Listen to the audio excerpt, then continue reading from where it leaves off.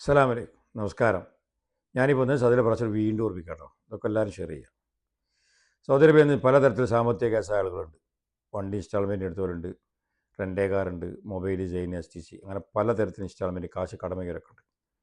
അപ്പോൾ നിങ്ങൾ കേസായ ആളുകളാണെങ്കിൽ കാശ് അടയ്ക്കേണ്ടത് നിങ്ങളെ കോടതിൻ്റെ നമ്പറിലാണ്. നിങ്ങൾ അബ്ഷീറിൻ്റെ യൂസറും പാസ്വേഡ് ഉണ്ടെങ്കിൽ നിങ്ങൾക്ക് ഏതെങ്കിലും മക്തബിൽ പോയിട്ട് നാജസ് എന്ന സൈറ്റിൽ കയറി കഴിഞ്ഞാൽ അതിലുണ്ടാവും നിങ്ങൾക്ക് എടുക്കാനുള്ള കാശിൻ്റെ കണക്ക്. അവിടെ അടച്ചാൽ മതി. എന്നാൽ കേസ് അത് റിമൂവ് ആവും. ചിലപ്പം 2 ദിവസം, 10 ദിവസം, 5 ദിവസമൊക്കെ ആവും ചിലപ്പം റിമൂവ് ആവാൻ. കേസായി കഴിഞ്ഞാൽ നിങ്ങൾ എന്ത് ചെയ്യുക? കൊടുക്കാനുള്ളവർ അടുത്തുകൊണ്ട് കാശ് അടയ്ക്കരുത്.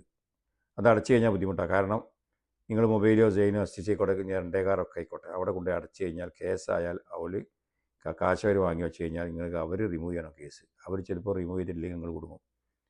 അപ്പോൾ നിങ്ങൾക്ക് കേസ് വീണ്ടും അതിന് പിൻവലിക്കാൻ കഴിയാത്ത അവസ്ഥയിലാവും. അപ്പോൾ അതുകൊണ്ട് നിങ്ങൾ ചില ആളുകൾ എന്ത് ചെയ്യും? കൂടുതൽ സംഖ്യ കൊടുക്കാനുള്ള ആളുകൾക്ക് ആണെങ്കിൽ സെറ്റിൽമെൻറ്റ് ചെയ്യും. ഇപ്പോൾ 20,000 ഫോർ എക്സാമ്പിൾ 20,000 കൊടുക്കാനാണെങ്കിൽ 15 തന്നാൽ മതി, 10 തന്നാൽ മതി.